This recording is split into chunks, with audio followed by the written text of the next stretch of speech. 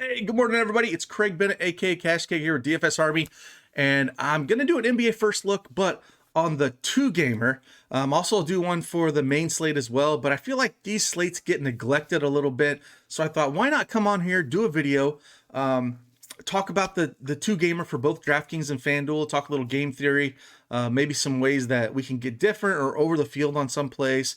And I thought maybe that'll bring some value for the two gamer, because like I said, they kind of get neglected, and why not do a video specific for them? So if you like videos like this for the two gamer, or hit that like button, subscribe to the channel, and then let's just keep cranking these out. But let's jump right in there and see exactly what we have for this two gamer, and give it a talk.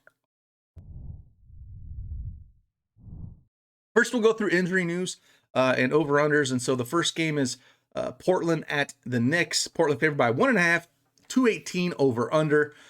Derek Jones Jr. is probable. Damian Lillard's probable, which I'm surprised. Like, I thought he would sit out another game, but he's going to suit up and play. You know, they're still without McCollum and their Nurkic. So Little is out, and then Noel is probable on the other side. And then the late game here in the two gamer is Denver at Sacramento. Denver favored by 3, 228 over under. Jamal Murray is questionable. That's the big news that we really have to be careful with. I wish it was the early game, but we don't know it. And then Gary Harris and PJ Dozier are out for Denver as well. So that's kind of big news. So the big news here, I have Monte Morris up. I have FanDuel up right now. I'm going to go through both FanDuel and DraftKings. I'll start with FanDuel. We'll talk about that. Then we'll slide over to DraftKings and talk about that next. Even on a two gamer, I still make decisions, like especially on FanDuel. I'll go through each position and decide how big my pool is going to be, because sometimes on these two gamers you might just lock button. Like, I like to lock button like 4 guys on two gamers, and then let it get different. I don't think the point guard is that position. I think there's more guys that I'm not going to lock one guy in. If Murray especially if Murray plays, because you have Murray, you have De'Aaron Fox, which is to me a great play up against Denver, and you have Dame Lillard. So you have 3 guys that can get you there. Now, if Murray is out, Monte Morris is going to be super chalky, and he should be at 4K. And I like pairing him with Lillard or Fox, and I'm probably pairing him with Lillard if I'm building one lineup. They would be the guys that I would build here. But in your pool, if you're doing 150, I would consider Fox. And then, I don't think you need to go dumpster diving down here at all, but you can consider Elf on a Shelf. Rivers if he gets hot, but Monte Morris is a better play there. The Knicks can go a lot of different ways. Elf on a Shelf might get a few more minutes, or maybe it's quickly. So, look, Elf didn't do anything, and then all of a sudden in Chicago, he plays 34 minutes and 37. So on a 4-game or 2-game slate, you have to consider a guy like that. So that's why I say point guard isn't a place I would lock somebody in, because I think that there's different ways to go. I think if I was building one lineup, it was probably something like this. At the shooting guard position, it's kind of similar, but a few less guys that I'm on. So Gary Trent Jr. is going to be in play regardless. He's going to shoot a ton, even with Lillard there. He's still going to play a ton of minutes. The matchup's good against the Knicks, so I have no problem there. Buddy Hield's in play. Halliburton's been one of my favorite plays for a while. He is 6K on FanDuel. Buddy Hield's 6,500, but he's been so consistent since playing, and they don't mind playing 3-guard rotations there. So 35, 29, 27, 39, super consistent, because he does it with assists, rebounds. He's not specifically just points only, where that's more Buddy Hield. So I think we'll build one lineup as we go through this, but Halliburton, Hield, Trent are all in there. Quickly's in there. I do think maybe I would make one rule where I wouldn't have Quickly and Elf in the same lineup, because I think they take away from each other, but it's not absolutely necessary on a running 150 lineups. No thank you for Rodney Hood, honestly. Alec Burks at 4,200 is a guy I would have in my pool as well. He's a guy that can get it going. Good rebounder. Just does a little bit of everything, where I think you're going to want him in your pool at 4,200. So I do like some Alec Burks here. And again, going up against Portland, I don't even mind throwing him in this lineup as well. Like, go Halliburton, Burks. But again, Trent, Hield, Quickly, that's kind of would be my pool here I wouldn't really mess with any Rodney Hood personally. With Lillard coming back, I would just skip him, and I don't need anyone down here at all. I don't need to look at a Bullock or anything like that. Small forward. Again, this position is always pretty light, but we have a few guys we can look at. Michael Porter Jr. He's always got massive upside. Great matchup against Sacramento. I'm not worried about that at all. Will Barton, he would be even more in play if we got Murray out. So 4,900 for Will Barton. Kind of all over the map, but the minutes are there. 36, 37 minutes is over his last two. But look, if you see 18 against the Lakers, bad matchup. But then you put 33 against Utah. So kind of all over the map, but a guy you have to have. RJ Barrett, again, always going to be in play at 6K. Melo at 6,100. I do think we're getting a little expensive for Melo here with Lillard coming back. We played 31 minutes against Philly, but we didn't have Lillard that game. So maybe not someone that I'm super excited to jump on like single entry, but in tournaments he's got to be in there. And same kind of thing with Harrison Barnes. He's going to play a ton of minutes. Probably if you're doing single entry, you probably consider Barnes. And then maybe like an RJ Barrett.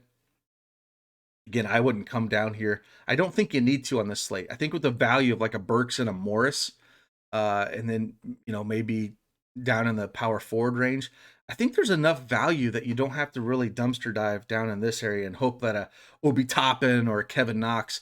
Sometimes I feel like you have to, but I on this slate, particularly on the 2-gamer on FanDuel, I don't believe you really need to do that. So I really wouldn't do that. I would focus on these guys. Like I said, Barnes single entry. And then for me, it's between like Barrett and probably Barrett and Barton, but Barton scares me. Like I like Barton more, I guess, if Murray is gonna sit, just because I feel like the minutes are gonna be secure and what he can do with them. I think just the price savings.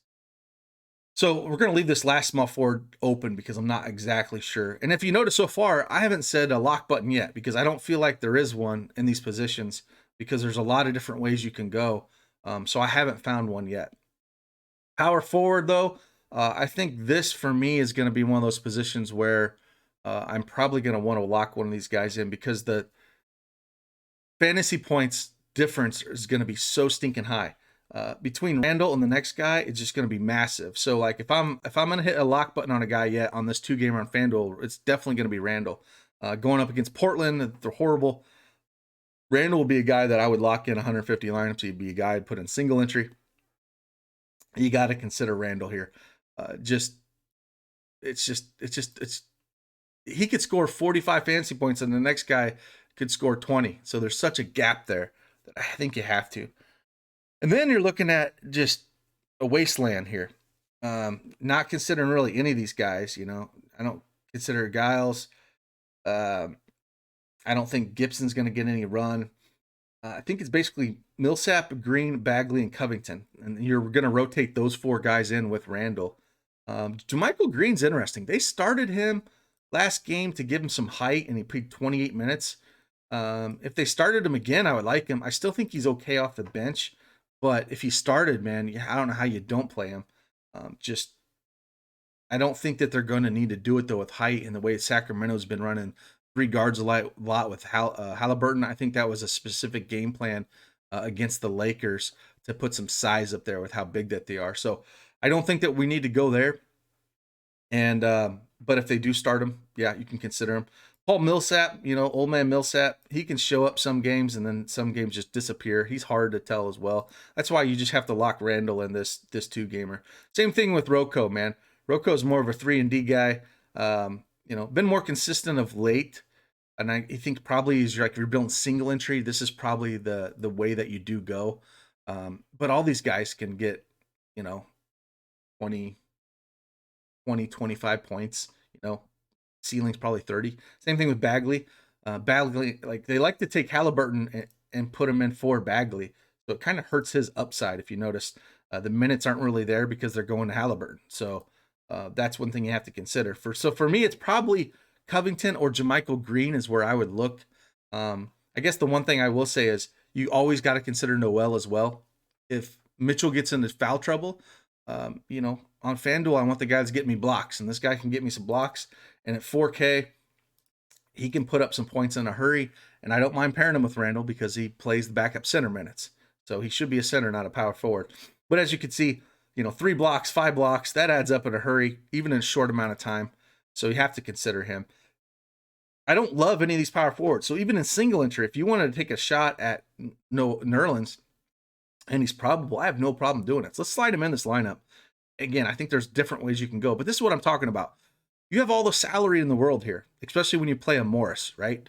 So if you you don't have to play these dumpster diver guys. So like for on a 2-game slate, sometimes I'll leave like one position open where I just want to rotate a bunch of guys through.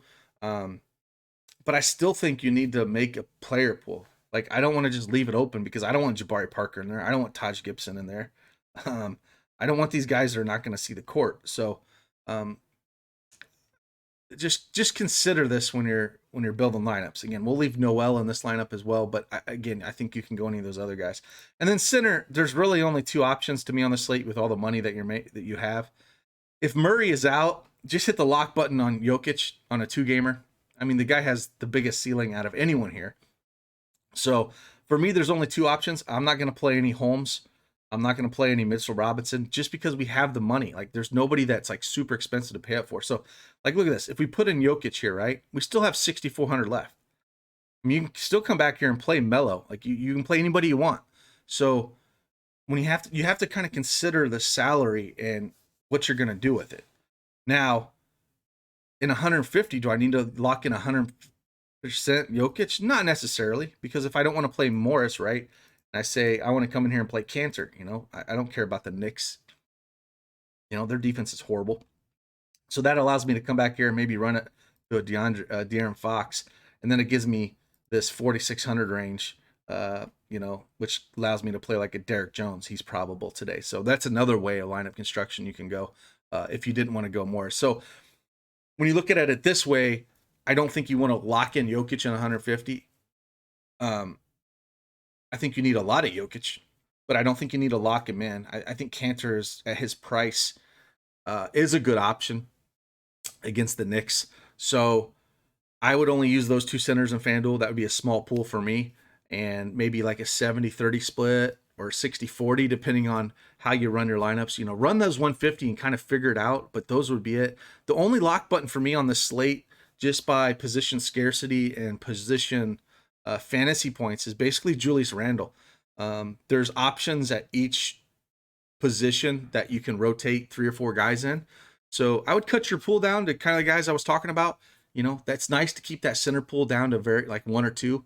And then rotate those guys through, man, if you're building that 150. And then your big decision for me, though, if you're building a single entry, if you know everybody's going to go Jokic, maybe go like this. Maybe go a De'Aaron Fox and a Cantor instead of like a Morris and a Jokic. If Murray is out, though, Jokic and Morris has such a high ceiling. Morris could get you 30 and Jokic could get you 70. So just something to consider. I mean, I hope that helps a little bit. But the only lock button for me right now would be Julius Randle, just because, like I said, he's probably going to score 2x more than anyone in that whole power forward range. And there's no reason not to just hit the lock button on him when he can get you probably 40 as a floor, and he's so consistent. It's really hard to not like him. So that's FanDuel. Let's jump over to DraftKings real quick and kind of look at this. Look at the pricing that we have here. And again, DraftKings is such a different animal because you can do basically anything that you want. So it's such different builds. Like when it comes to it, it's more just point per dollar and the value that you want to get, and see if you can build around that value. If there's any value, that you love or don't love. Let's start with Monte Morris though at 4,400. He's point guard eligible here. Again, I think he's playable regardless if it's gonna be Murray or not. But again, if Murray sits, if Murray sits, Morris is gonna be one of those guys I might hit the lock button on, because DraftKings tends to be more stars and scrubs, and I tend to want to find a few guys that I like at value and build around those guys, and then kind of rotate the mid-range and expensive guys. Now in a two gamer, it can be a little more tricky to be stars and scrubs. So you might have to be the mid-range plays, but I feel like he's probably the best point per dollar play if Murray is out. And I think he's still okay if Murray is in. So he would be one of the first guys that I would kind of look at. Okay, I want to play this guy. Because I feel like his floor is maybe, 20, 18, 20. You see 21, 20, 14, 15. And I think he's probably going to be around the 18, 20 point range, but he has 40-point upside if Murray is out. So I just love him as well. And the big thing here is the difference. Let's go to center and power forward. Jokic is 10-8, Randall is 9-4. This is a simple one for me. Like if I'm playing 150, I might just lock in Jokic at 10-8 here. I'd rather have more of him than Randall because his ceiling is much higher. I think we could still play a little bit of both, but I think this is the decision you're going to be making first and foremost when it comes to single entry builds. How are you going to handle, the expensive guys? Because I don't think that there's quite enough value to jump on all these guys. So another place we can look for a little salary relief, but you can see it's not great, is like at the shooting guard position.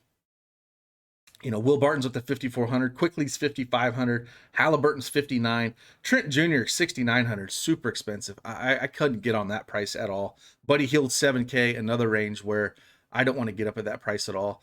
What I like to do here in this two gamer is I actually like the price on Cantor at 7,400 and again Jokic. So that's like the single entry build like I like to do is build around that. I feel those two guys and Morris kind of give you enough salary to build a good lineup in single entry that you can kind of move a few pieces around and make those decisions where if you go this route, though, you're not going to be able to fit in a stud. So this is why I say it's important to make that decision if you're going to play Jokic or not. Because if you do that, you're not going to get to Dame Lillard. You're not going to get to a Fox. You're not going to get it to a Randall. Those guys are going to be out of play for you. If Murray did play at 7K, I'm going to want some Murray. So I could slide him in this lineup, no problem. And I don't mind playing him and Morris together. I'm fine with it.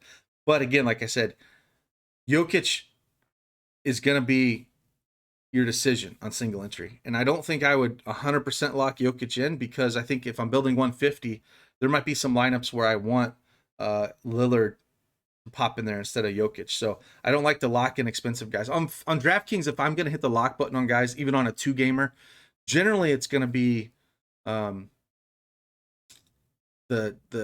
cheap guys, right? Like the value pieces. Like if I can identify 3 or 4 value pieces and lock those guys in, then I can rotate these studs through, and I feel more comfortable about it.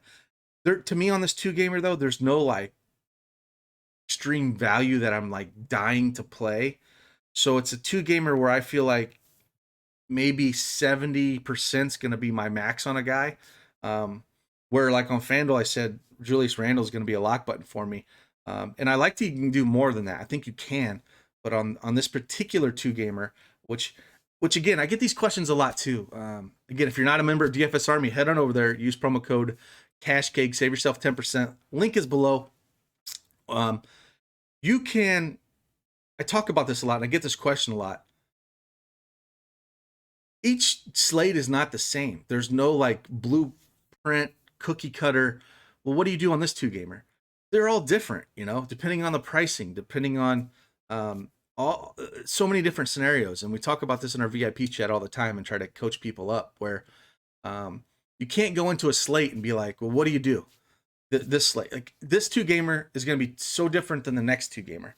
Your general approach you can take can be similar, but that doesn't mean I play them all the same. Like you have to take that new puzzle that they give you and kind of unpackage it and see, is this a spot where I can get different? Is this a spot where I'm going to hit the lock button on 4 guys?